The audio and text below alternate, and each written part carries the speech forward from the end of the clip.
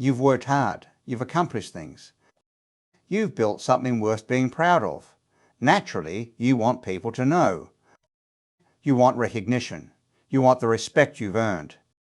But here's what happens when you try to make sure people know how impressive you are. You become the person who needs to tell people they're impressive. And that immediately makes you less impressive. Think about the most genuinely successful person you know. Do they talk about their success? Do they list their achievements? Do they make sure you know their worth? Or does their success just radiate from them, unnamed, unannounced, undeniable? They don't need to tell you they're successful because success has a frequency. It doesn't need introduction. When you try to impress people, you're basically saying you don't trust your own value to speak for itself. You're announcing that you need their validation to feel valid. You're advertising your insecurity, not your success. And people can feel the difference between someone who is impressive and someone who needs to be seen as impressive. That gap is where credibility goes to die. I learned this lesson the hard way, like most important lessons are learned. I was at a dinner party, sitting next to someone I desperately wanted to impress. A potential mentor, someone whose respect could change my career. I had prepared. I knew their background, their interests, their recent projects. I had my best stories ready, my achievements polished, my personality dialed up to 11. For 2 hours, I performed. I was charming, funny, and interesting. I dropped references to my successes with surgical precision. I steered every conversation back to something that would showcase my value. I was exhausted from being impressed. And at the end of the night, this person turned to me and said something that shattered my entire approach to life. They said, "You don't need to try so hard. You're enough without the performance." They saw through it, all of it. The rehearsed spontaneity, the calculated casualness, the desperate need to be valued. And in trying so hard to impress them, I had done the opposite. I'd shown them my insecurity, my need for validation, my lack of genuine confidence. I'd been so busy performing myself that I forgot to actually be myself. That night changed everything, because I realized I had been doing this my entire life. Every interaction was a performance. Every conversation was an audition. Every relationship was an opportunity to prove my worth, and it was exhausting. More importantly, it wasn't working. The people I was trying to impress were the ones who seemed least impressed. The validation I was chasing kept running faster. Think about your own life. How much energy do you spend trying to make sure people see your value? How many conversations have you hijacked to insert your achievements? How many times have you felt that desperate need to be recognized, validated, seen as worthy? And how many times has it actually worked the way you wanted? We live in a culture that tells us to sell ourselves, brand yourself, market yourself, make sure everyone knows your worth. But what this culture doesn't tell you is that life's most precious things don't need to be sold. Quality speaks for itself. Value is self-evident. Worth doesn't need a marketing campaign. The truth is, when you're trying to impress someone, you're not actually present with them. You're performing for them. You're so busy being impressive that you forget to be interested. You're so focused on being seen that you forget to see. You're so concerned with being valued that you forget to provide value. But when you stop trying to impress, something magical happens. You become present. You become genuine. You become the one thing that's actually impressive in a world full of performances. You become real. And reality, in a world of facades, is the most impressive thing there is. Let's talk about what really happens when you're trying to impress someone. Your brain goes into overdrive. You're calculating every word, measuring every gesture, analysing every response. You're not having a conversation, you're managing a performance. You're not building a connection, you're executing a strategy. This mental gymnastics is exhausting. But more than that, it's transparent. Humans have evolved incredibly sophisticated senses for authenticity. We can feel when someone's performing, even if we can't articulate exactly what feels off. It's in the timing that's slightly too perfect, the stories that are slightly too polished. the reactions that are slightly too calculated. When you're trying to impress, you're operating from a fundamental position of insufficiency. You're essentially saying, who I naturally am isn't enough, so I need to be more. And that message, that energy of insufficiency, broadcasts louder than any achievement you could mention. People don't hear your accomplishments, they feel your need for validation. I knew someone who was genuinely brilliant, multiple degrees, successful business, impressive network, but every conversation with them felt like being sold something. They couldn't mention going to the store without somehow working on their success. They couldn't ask about your day without pivoting to their achievements. They were so busy making sure you knew they were impressive that they became the least impressive person in any room. Performance jail is self-reinforcing. The more you try to impress, the less impressed people are. The less impressed they are, the harder you try. It becomes an exhausting cycle where you're always performing but never receiving the validation you're performing for. You become an actor in your own life, playing a character you think others will value, losing yourself in the process. What's worse is that this performance repels exactly the people you most want to connect with. High-value people, the ones whose respect actually matters, have seen every performance in the book. They're not impressed by your rehearsed stories or strategic name drops. They're looking for something real, something genuine, something that isn't trying to impress them. And the moment they sense performance, they disconnect. The performance prison also robs you of real connection. When you're performing, you're not present. You're not listening, you're waiting for your turn to impress, you're not engaging, you're strategizing. You're not connecting, you're competing. And in trying to win something that isn't even a competition, you lose the possibility of a genuine relationship. Now let's flip this. Think about someone who genuinely impressed you. Not someone who tried to impress you, but someone who just did. What was it about them? I'll bet it wasn't what they told you about themselves. It was who they were when they weren't trying to be anything. Authenticity has a frequency that performance can never match. When someone is genuinely themselves, not trying to be more or less than they are, it creates a kind of gravitational pull. We're drawn to it because it's so rare. In a world full of people performing themselves, someone actually being themselves is revolutionary. Authentic people don't need to announce their value because their value announces itself. It's in how they listen when you're talking. It's in how they think before they speak. It's in how they're comfortable with silence. It's in how they can admit what they don't know. It's in how they can appreciate others without feeling diminished. When you're not trying to impress, you have space to be impressed. You can actually listen to others. You can learn from them. You can appreciate them. And paradoxically, this makes you more impressive than any performance could. Because someone who doesn't need to be the most interesting person in the room often becomes exactly that. I once met a CEO who built a billion-dollar company. You'd never know it from talking to him.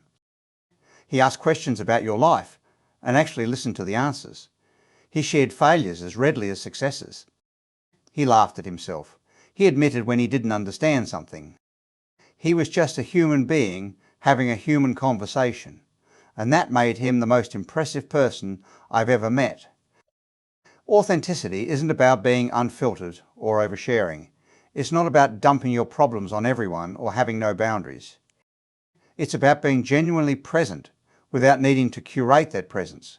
It's about trusting that who you are is enough without embellishment.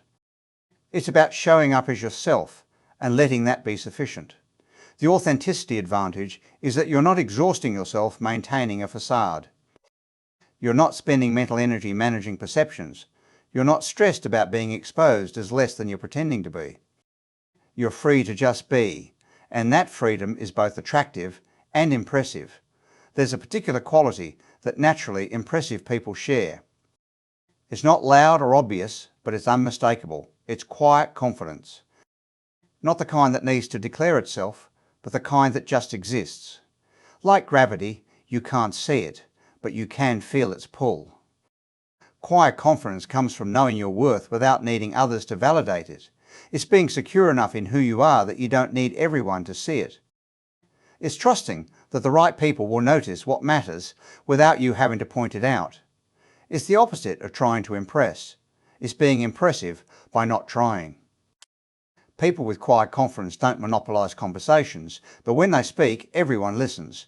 They don't need to be the centre of attention, but they often become it anyway. They don't chase recognition, but it finds them. They operate from abundance, not scarcity. They know their value isn't diminished by acknowledging others' value. This type of confidence is magnetic because it's not needy. It doesn't pull at you for validation. It doesn't demand your attention or approval. It just exists, self-contained, self-sufficient. And that self-sufficiency is incredibly attractive because it's so rare. Most people are walking around with begging bowls, seeking validation. Someone who isn't begging stands out. Quiet confidence also means being comfortable with not being chosen. When you're not trying to impress everyone, you're naturally going to not impress some people. And that's fine, because you're not for everyone, and everyone isn't for you.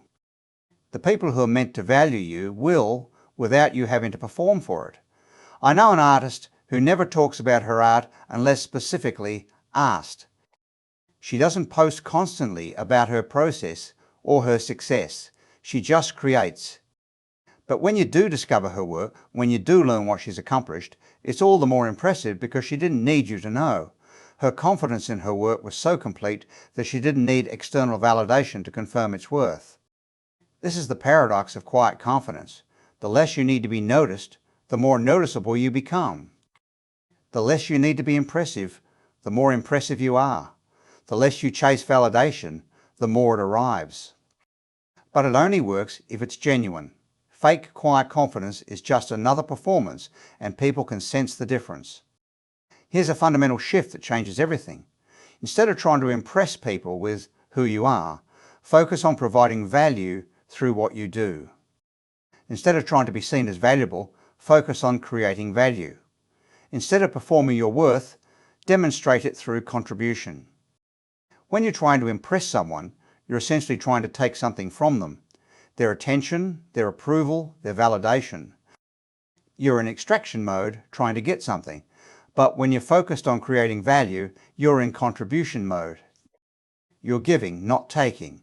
And giving is infinitely more impressive than needing. Value creators don't need to announce their value because their contributions speak for themselves. They don't need to tell you they're smart. Their insights demonstrate it. They don't need to tell you they're successful. Their results show it. They don't need to tell you they're worth knowing. The value they add to your life proves it. This mindset shift changes how you show up in every interaction. Instead of thinking, how can I impress this person? You think, how can I add value to this person's life? Instead of performing for approval, you're contributing for impact. Instead of trying to be interesting, you're being useful. The beautiful thing about the value creator mindset is that it takes the pressure off. You don't need to be the most impressive person in the room. You just need to be helpful. You don't need to have the best stories. You just need to listen well. You don't need to prove your worth. You just need to contribute where you can. When you consistently create value without needing recognition for it, something interesting happens. People start seeking you out. Not because you're trying to be sought after, but because you're genuinely valuable to have around. You become the person people want in the room, not because you demanded that position, but because you earned it through contribution. I watched this play out with a junior employee who became indispensable to her organisation. She never talked about her ambitions or tried to impress leadership.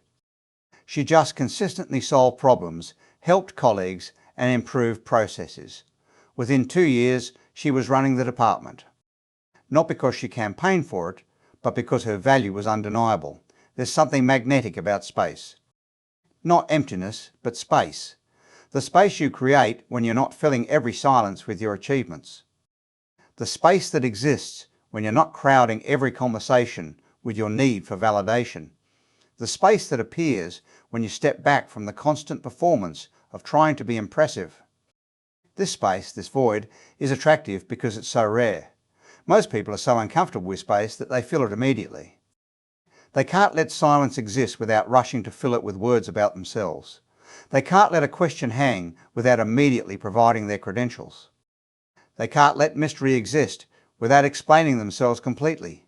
But when you're comfortable with space, When you can let things be unknown, unproven, undeclared, you create intrigue. Not manufactured mystery, not calculated withholding, but genuine space for others to discover you, rather than have you forced upon them. Discovery is always stronger than announcement. Think about it.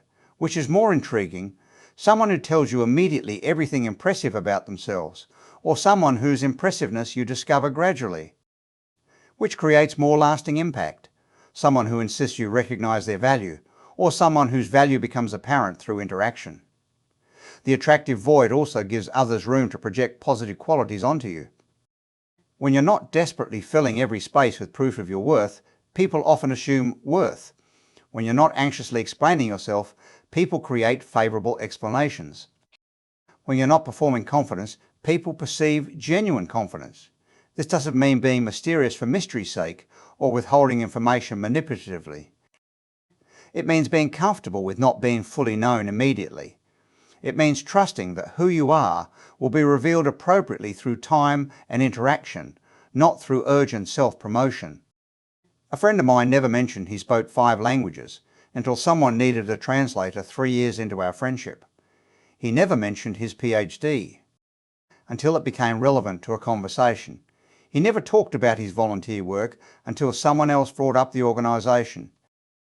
Each revelation was more impressive because it wasn't performed, it was just discovered.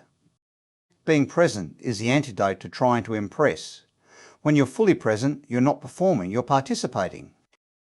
You're not strategizing, you're experiencing. You're not trying to be seen, you're seeing. And presence, real presence, is incredibly rare and therefore incredibly impressive. Most people aren't present in conversations. They're either waiting for their turn to talk or planning what to say next. They're thinking about how they're being perceived rather than perceiving. They're so focused on making an impression that they miss the actual interaction. But when someone is genuinely present with you, you feel it immediately. Presence means listening not to respond, but to understand. It means being more interested than interesting. It means asking questions because you actually want to know the answers, not because you're setting up your next story. It means being with someone, not performing for them. When you're present, you pick up on things others miss. You notice what's not being said. You sense what someone actually needs from a conversation. You respond to what's actually happening rather than what you plan to happen. This creates connections that performance never could. I've seen this in action countless times. The person who becomes most valued in organisations isn't usually the one trying hardest to be valued. It's the one who's present enough to see what's actually needed. The one who listens in meetings instead of waiting to make their point. The one who notices patterns others miss because they're not distracted by their own agenda. Presence is also about being comfortable with who you are in this moment, not who you might become if people are impressed by you. It's about showing up as you are, where you are, without needing to be more. It's about trusting that your present self is sufficient, even if it's not perfect. Attending practice is simple, but not easy. It means putting down your phone not just physically, but mentally. It means releasing your agenda for interactions. It means being willing to be changed by a conversation rather than trying to control it. It means showing up without a script and trusting what emerges. Here's something counterintuitive. The best way to be impressive without trying is to focus on excellence in what you do, not recognition for what you've done. Excellence is its own announcement. Quality doesn't need introduction. Mastery speaks without words. When you're focused on excellence, you're not worried about who's watching. You're concerned with the work itself. You're not doing it for applause. You're doing it because excellence is how you've chosen to move through the world. This shifts your entire energy from needing to be seen to simply being excellent. People who operate from excellence don't need to tell you they're good at what they do. Their work tells you. Their consistency tells you. Their results tell you. They don't need to manage your perception because their excellence manages it for them. They don't need to convince you of their value because their excellence is convincing. The pursuit of excellence is internally driven, not externally motivated. You're not excellent because you want to impress people. You're excellent because that's your standard for yourself. This internal motivation is powerful because it's sustainable. You don't need constant validation to maintain it. When excellence becomes your default, you stop needing to declare your achievements because your standard of operation is the achievement. You don't need to tell people you're reliable because you simply are. You don't need to advertise your skills because they're evident in everything you touch. I know a carpenter who never advertises, never promotes himself, never tries to impress potential clients. He just does excellent work. Every cut is precise. Every joint is perfect. Every finish is flawless. His work is so excellent that clients become his marketing team. They can't help but tell others. His excellence is his impression. The path of excellence also means being excellent when no one's watching. It means maintaining your standards even when there's no recognition. It means doing your best work in the shadows, trusting that excellence has a way of finding light. This invisible excellence often becomes the most visible because it's so rare. When you stop trying to impress everyone, something beautiful happens. Natural selection occurs. The people who are meant to be in your life recognize you. The opportunities that are right for you find you. The connections that matter form organically. You don't have to force anything because what's meant for you is attracted to the real you, not a performance of you. This natural selection is more accurate than any forced connection could be. When people are attracted to your authentic self rather than your performance, the relationships are real. When opportunities come because of who you are rather than who you pretend to be, they're sustainable. When recognition arrives without being chased, it's genuine. The people who don't notice you when you're not performing aren't your people. The opportunities that require you to exhaust yourself impressing others aren't your opportunities. The validation that only comes when you're trying hard isn't validation worth having. Natural selection saves you from wrong fits by only attracting right ones. This doesn't mean being passive or invisible. It means being authentically visible rather than performatively loud. It means trusting that who you are is enough for the right people and not enough for the wrong people, and that both outcomes are perfect. It means allowing life to organize itself around your authentic presence, rather than trying to force it through performance. When you allow natural selection, you also conserve enormous energy. You're not exhausting yourself trying to be everything to everyone. You're not maintaining multiple personas for different audiences. You're not managing various performances. You're just being you and letting that be the filter that determines your world. The relationships that survive this natural selection are profound. These are people who see you, not your performance, who value you, not your achievements, who connects with you, not your persona. These relationships have depth because they're rooted in reality, not performance. And then comes the moment when everything shifts. You're in a situation where the old, you would have been in full performance mode. Maybe it's a crucial meeting, a social gathering with impressive people, or a moment when being noticed really matters. You feel that familiar pull to perform, to impress, to make sure everyone knows your worth. But this time, you don't. You stay present. You stay authentic. You let yourself be seen without performing yourself. You contribute without announcing your contribution. You engage without needing to be the most engaging person there. You're just you, fully and unapologetically, without embellishment or apology. And something remarkable happens. People lean in when you speak, not because you demand attention, but because your presence commands it. They remember you, not because you try to be memorable, but because authenticity is inherently memorable. They're impressed, not because you try to impress them, but because not trying is the most impressive thing they've seen. You realize in that moment that you've been playing the game backwards your entire life. You thought the impression was something you created, but is actually something you allow. You thought being noticed required effort, but it actually requires presence. You thought validation came from performance, but it comes from authenticity. The room responds to you differently because you're responding to the room differently. You're not taking from it, you're contributing to it. You're not performing in it, you're present in it. You're not trying to be the most important person there, you're just being a person fully and authentically, and somehow that makes you important. This is the moment when you understand that all your effort to be impressive was actually making you invisible. All your trying was getting in the way of your being. All your performance was obscuring your presence.